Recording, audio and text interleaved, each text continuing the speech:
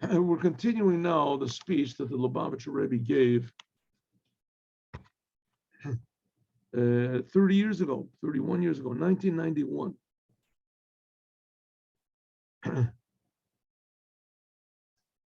And in it, he's explaining the same topic that we're talking about in the Mimer in the morning, these spies that Joshua sent into the land of Israel compared to the spies that Moses sent 40 years earlier into Israel.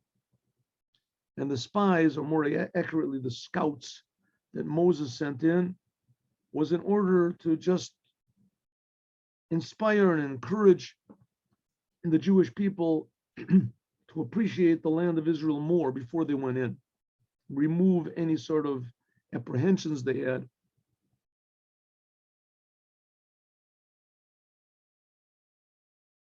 But the spies that Joshua sent in was in order simply to conquer the land. They were genuine spies that were sent to conquer the land. If so, it comes out a bit strange because the scouts that Moses sent in were there for 40 days, and they went the whole entire length and breadth of the land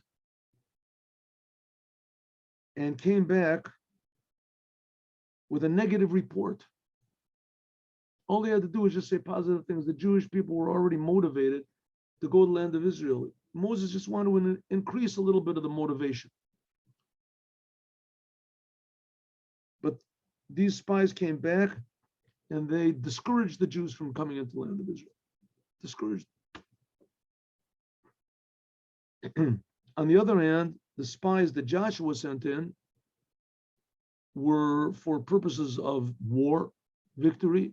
And interestingly enough, they were only sent to Jericho, and they only spent like one night in that place, Jericho, and they ran away and they hid in the mountains for another 3 days. So they didn't basically see anything, but they succeeded.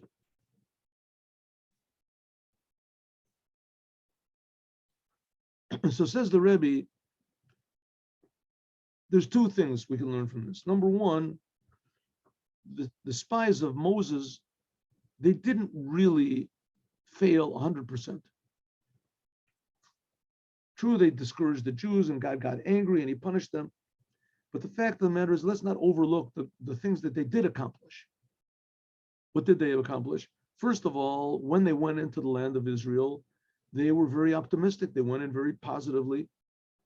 So it comes out that they were the first Jews that were part of the Jewish people that went into the land of Israel. Abraham, Isaac, Jacob, they were all there, but they were there as individuals. They weren't there as part of the Jewish people.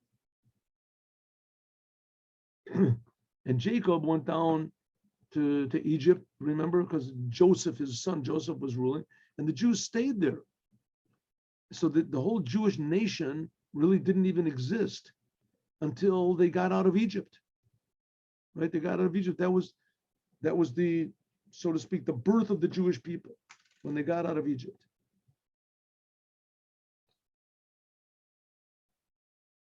And the first ones from the Jewish people to go into the land of Israel were these scouts that Moses sent in. So they actually opened the way. Not only that, they came back and they gave a positive report. At least half of the report was very positive. The people that live there are very powerful, very strong. It's a very healthy country. The fruits are very healthy. Everyone took it the wrong way, or they led the people to take it the wrong way. But nevertheless, this good impression of the greatness of the land of Israel, and it's a land of milk and honey, this remained. And 40 years later, encouraged the spies of Joshua to go in. So the Rebbe says like this, that there's basically two ways to conquer the land of Israel. And that's basically what we're talking about, us Jewish people conquering the world. How are we supposed to conquer? What does it mean conquering the world? Everybody's going to pay us and be our servants, our slaves. We're going to put our feet on everybody's necks. And no, conquering the world means that the world becomes the way God wants it to be, the way it was supposed to be when God created it. A world without any murder, without any lust, without any decadence, a world that's productive, life is valuable, precious, happy, where there's no poverty, that's what the Jewish people are supposed to conquer the world, that people do what God wants. If you want to say the Jewish people are public servants, like we said. And the beginning of this was with this story about, so there's two ways of doing this. One way is by the details in every little detail, and the other way is a general way. So that's what we're going to see.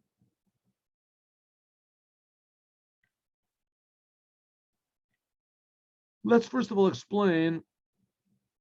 All right, now we're getting more personal here. We're getting to us. What are we supposed to do?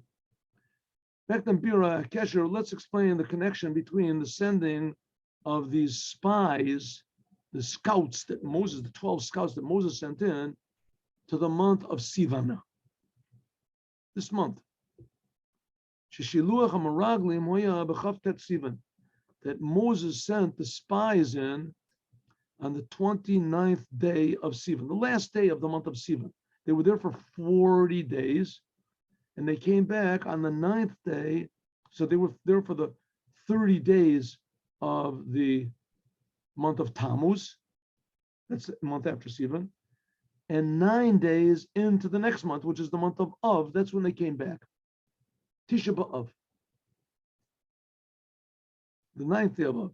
And of course, because they came back and complained, so God said, okay, this is going to be the day of reserved for complaining. That's the day when the first temple was destroyed, and the second temple was destroyed, and there were other tragedies also that occurred on that day.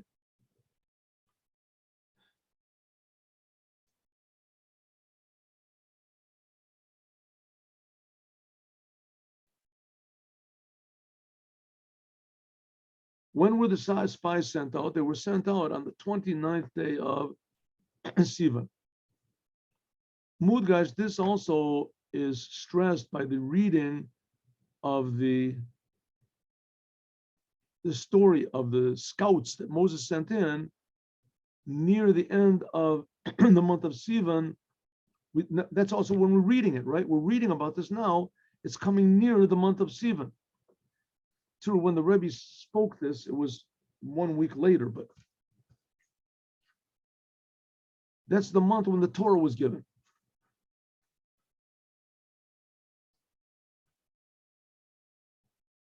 Okay, it's known that the refinement of the world is made b'koach, potentially, and by means of the service of the Jewish people, learning the Torah. Jewish people receiving the Torah, this is not just a Jewish thing. This is the most important, by far, incident in the history of the world. More important than even the creation of the world itself. When God gave the Torah to the Jews, first of all, God himself, the creator, revealed himself in the creation to an entire nation on a mountain. That had never been done before. Before, God spoke to Adam, he spoke to individuals. Now he was speaking to a whole entire nation, 3 million people. God spoke to all of them. And it says face to face. And he gave them his Torah. There was no doubt that the Torah was directly from God. The reason the Creator gave the Torah to the Jewish people is so that it was the manufacturer's instructions that Jewish people would know how to fix up the world. Not very easy. First of all, you have to fix yourself up. You're part of the world. Even more, the world is inside of you. Each person is a small world. Olam Katan. So that God gave the Torah to the Jewish people so the Jewish people would correct and refine and improve and bring blessing and heal the entire world. Ubalash Kabbalah, in the language of Kabbalah and Chassidut, the Chachma is Beriro, that refinement only comes from what's called Chachma, comes from, I want to call it wisdom. Chachma, the Torah, the wisdom of the Torah. Yishlom, we can say Shemitam Zeh, because of this, Haya Shiluach HaMeraglim. That's why Moses sent his scouts in the beginning Upatichas the Bira, because this is the beginning of the refinement of the world, taking over the land of Israel with the Torah.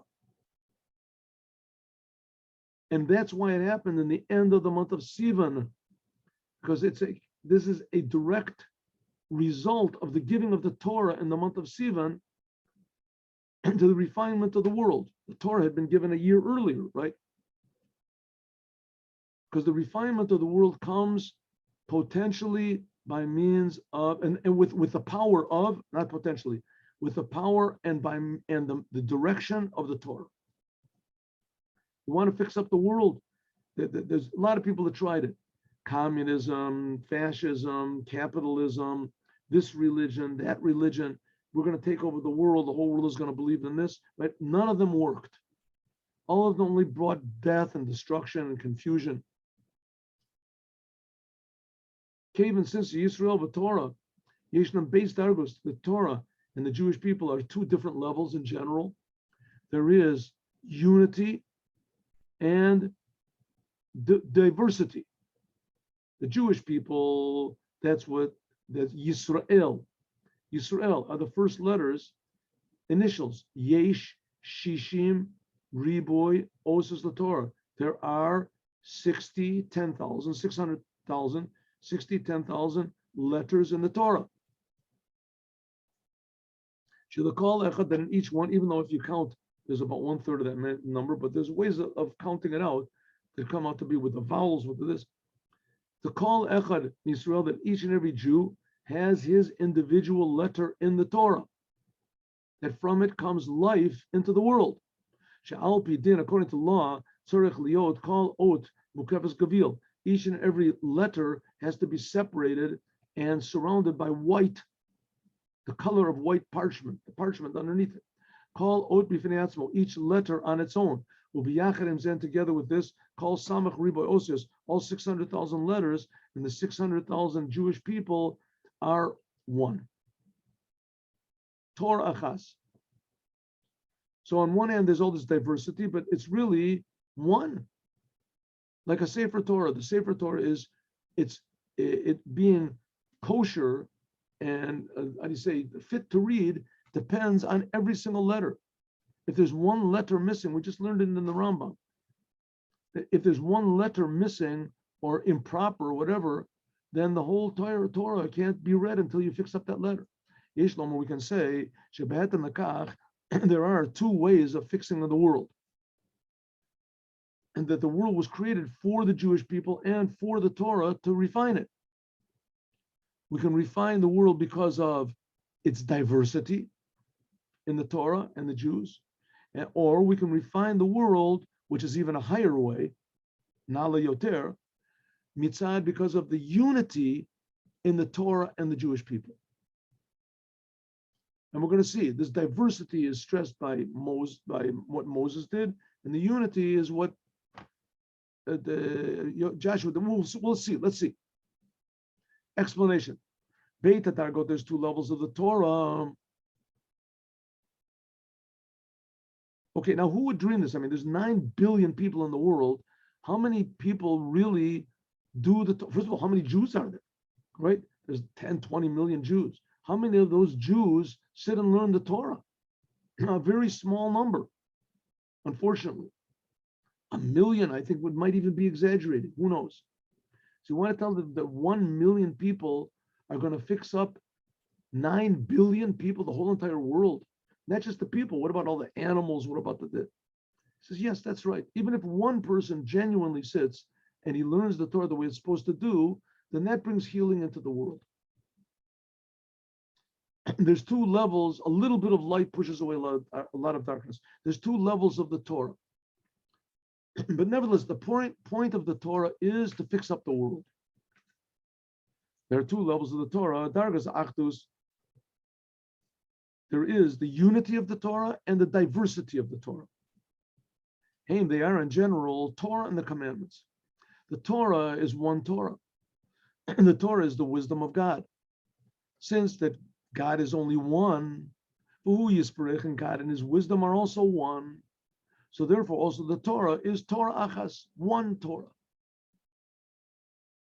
which is not the case. The commandments, they are all divided, details. Teriag mitzvahs, 613 commandments, 248 positive commandments, 365 negative commandments. The details of the commandments are essential. Mitzvahs, because the commandments, they are tzivuyim lahadim laadam, to a person, how to conduct himself in the world. The cave and sense, shemitzios adam, that the existence of a person, the olam and the world, are in a way of division to 613, 248 positive limbs, and 365 what's called blood vessels of man. Call Masha Bora Kodesh Baruch Hu, that everything that God created in this world, He created in man. Like I said before, man is a small world. Therefore, Gam HaMitzvahs, therefore the commandments are divided into 613. And it's just like a human being has all these different limbs and arteries and veins and blood vessels and senses, and all of them are essential to be a man, a human being. A person that's missing one eye is a missing person. Is incomplete. And ideally, everyone's supposed to have all their eyes and their nose and their mouth. And a person that doesn't have these things, he's still alive. He can still function. He's still a human being, no doubt about it. But he's an incomplete human being. What do you call it? He's handicapped. The same thing is with the commandments. All the commandments have tremendous details. And also, the number of commandments is essential. That's diversity. Upapratios, individual in the Torah itself. So the Torah is unity, and the commandments are diversity. In more of a detail, but in the Torah itself, the difference between the revealed Torah and the inside of Torah. The revealed Torah, that's 60 Shishim Mesechtos. It says the revealed Torah, that's the Talmud, the Mishnah. It's called that there's 60 tractates. Shemavarim, Proti, Halachos, that they explain all sorts of detailed laws of what's forbidden, what's permissible, what's impure, what's pure, what's kosher, what's puzzle, what is usable, what's unusable. That by means of this, the commandments has made the purification of the world. They're in a way of division. That's the external Torah. So what do we say? In general, the commandments are diversity and the Torah is unity. In the Torah itself, we have the external Torah, the laws of the Torah, the Talmud, the Mishnah, the Shulchan Aruch, the books that are written in order to explain the body of Judaism, what you're supposed to do, what you're supposed to say, what you're supposed to think. And then there is Penimiyat Torah, the Nigla Torah, the secrets of the Torah. This explains more godliness. Should know your God. This is a way of unity. Late Talmud, that in Kabbalah, there's no arguments. There's no arguments. There's just different facets of the same thing, which is not the case in the Talmud. The main thing is the arguments. The arguments is that's the main thing to show that all sides of answer any questions you might have. Diversity. Dugmas of Israel, similarly by the Jewish people. The whole thing of the Jewish people, the main thing is Inyan Achdus, the union of the Jewish people is because of the soul. That all the Jewish people have the same soul, Jewish soul. All of them are twins. They have one father. Because of the source of their soul, so all the Jews are one. But then there is the diversity. The diversity of the Jewish people is because when the soul comes into the body, the bodies, everyone's bodies and personalities, etc., are different. So the souls are all the same, but the bodies are all different. This is explained in great length in the Tanya, in the third chapter. In the second chapter, second chapter. And in more detail, and the service of the soul itself. The whole thing of the diversity. This is because of the individual powers of the soul, intellect, emotions, etc. But the unity of the soul itself, this comes from the inside of the soul. Etzem and neshama, the essence of the soul. So in everything that we have, whether it's Torah, the mitzvahs he didn't explain yet, but whether it's Torah, whether it's the Jewish people, whether it's the soul, there is an external, which that's diversity, and an internal, which is always unity. The novelty is that the main service in refining the world and making the world into a blessed, moral, productive, happy place. This is mitzad dargas ischalkus shebetorah Yisrael. The main way to do it is to deal with the details, right? God is found in the details. The ilu dargas achdus shebetorah, but the level of unity of the Torah, this is above the world, generally speaking. But the fact is, it has to be service in the world also from the unity of the Torah and the Jewish people. Don't think that just doing the commandments and learning all the details, that's going to fix up the world. It is, but the main fixing up comes from the unity of the Torah, that aspect of the Torah and the Jews, which is above the world. By means of this, there is made a refinement in the world, in the ultimate refinement. There is made in the world, dargat elokut, a level of godliness which is above the world. It elevates the world to be above the world. Sometimes, I don't know if this is a good example, but I'll tell you anyway. Sometimes, I remember once I listened to on the radio, the Rubinstein Chopin piano competition. And there were some people, I'm not a big understander, but I like this stuff. I don't spend a tremendous amount of time, but when I do so they played the same piece as I remember. And there was something just fantastic. I mean, everybody was fantastic. Everybody who was there. In general, like the works of these works, the compositions are amazing. So they played, everybody played, and it was really nice. Then there was always one person that somehow or other something totally different came through. A different type of harmony. You heard something was just different. You couldn't explain it, just a different league. Of same thing with painters, same thing with in sports. You see that everybody plays, they're all professionals. There's one guy, he's like, basketball better than everybody else. He's tennis, fantastic. Nobody stands in. There's a baseball, pitching, right? Best pitcher in the world. I just finished, somebody mentioned it, so I looked it up. Sandy Koufax. There's nobody like him. It was just a different type. Everybody was good. They were all major leagues. But nevertheless, it's the same exact thing. Where does the real refinement of the world come from? Not just as everybody does what they're supposed to, and they say what they're supposed to. Everyone is forced to do what they're supposed to do. That's from the external. That's also okay, but that's not human. The main thing is from the inside, from the soul of the Torah, from the spirituality of the Torah. That's what really makes this refinement. But Yeshlomo can say that these two ways of refining the world, whether from diversity or from unity, this is the two ways of the sending of these spies by Moses and Joshua. When Moses he sent 12 people, and they went to scout out the land of Israel, to spy out, to whatever, survey the land of Israel, 12 tribes. This is the refining the land of Israel by means of diversity. This is made by means of his chalkus shabisud, the uniqueness of every Jew and the uniqueness of every detail of the Torah. That was God said to Moses, send ledatcha. It's your opinion, Moses. It's up to you. Namely, dat ledatcha, dat shekolel chachma v'bina. All the emotions from the mochin. Dat means how everything is divided up. The inside powers, which are in a way of division. Ledatcha, dat adam. God is saying, I'm not telling you to send the spies from the aspect of unity, but from diversity. This is your opinion. You can do it. I'm not opposed to it, Moses. This hints at the descent of the soul and of the Torah and of the Jewish people into human decisions. Then it can be, only then is it relevant to making diversity. Bishloach HaMeraglim, that's what Moses did. When Joshua sent, though, he only sent 2 people, not 12.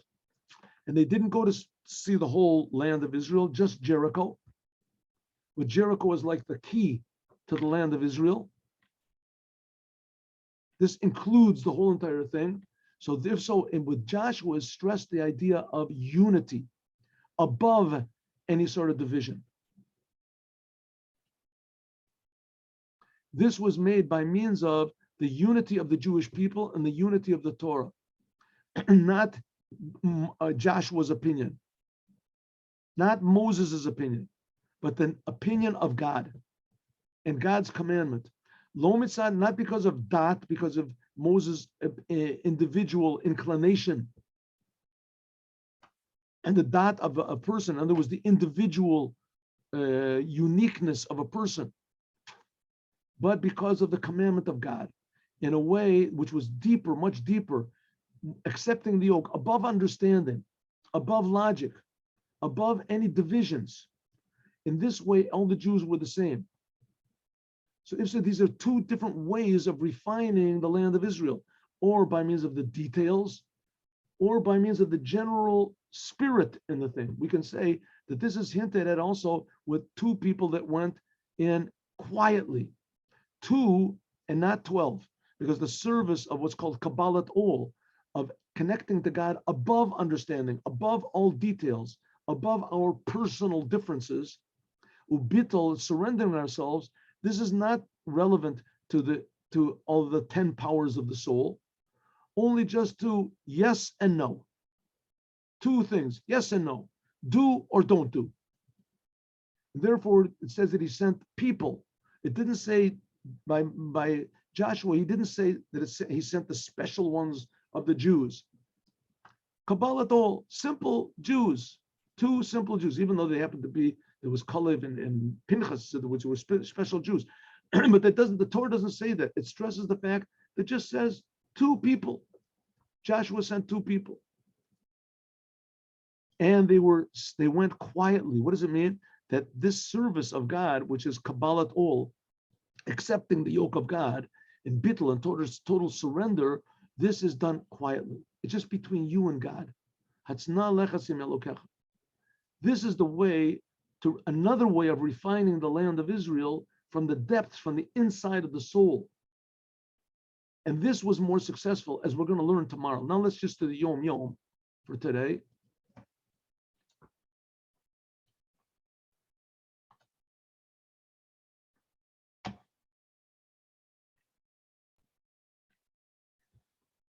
The early sages that were like angels,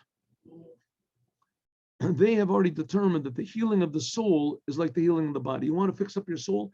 It has to be like going to a regular doctor. First of all, you have bad character traits, you have bad attitudes, you have bad assumptions, you're an egotist, you go after your desires, you're depressed, whatever. So first of all, you want to fix up your soul. First of all, you have to diagnose the illness. Maybe it's caused because a person is thick, crass. Maybe he is corrupt. Maybe his physical body has bad habits. Maybe you're not using your soul powers of love and positivity. Maybe a person that is arrogant. Maybe he tells lies. Or maybe that might be habits. Maybe maybe background. You receive things that you receive from your parents, from your friends, from a bad environment. First of all, you have to diagnose the problem. Without knowing the cause of the illness, it's impossible to cure. Only then can you have a proper conduct in all matters, what to do, what to avoid, in order to do regarding doing the commandments, setting times for doing the Torah, having good character traits, and also doing good and turning from bad. Most urgent of all, though, is that you want to fix up your soul. You have to make yourself aware of two things. Number one, you have to know that you're sick and desire to be cured, and to know that you can be cured with hope and absolute trust that with God's help, we will be cured of all of our sicknesses. Have a good day with Moshiach now. Hope to see you all at 3 o'clock.